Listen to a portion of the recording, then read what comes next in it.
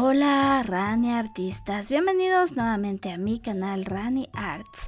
Soy Patricia y en el video de hoy te enseñaré cómo hacer el lindo calendario de octubre para que te mantengas en organización. Espero que te guste.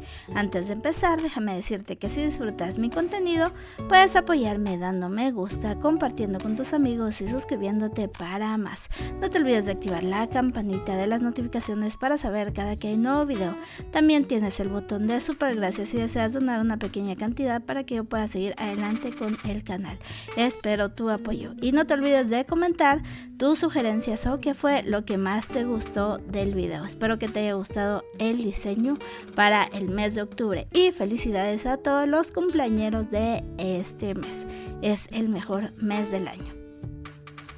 Te dejo con el video, disfrútalo y recuerda que puedes repetir si no entiendes algún procedimiento. En este video solo utilicé materiales que seguramente tienes en casa.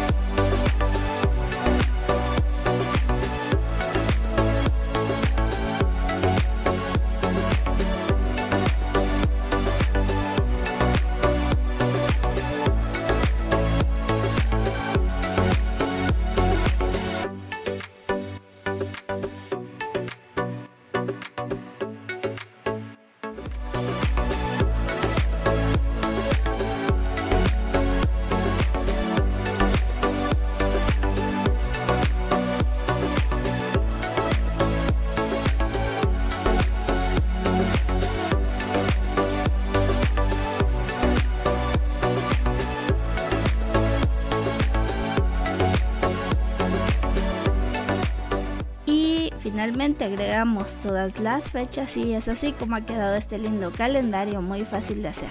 Y bien, esto es todo por el video de hoy, espero que te haya gustado. Te dejo mis redes sociales en la descripción del video si deseas seguirme. Hasta la próxima, muchísimas gracias por tu apoyo, bye.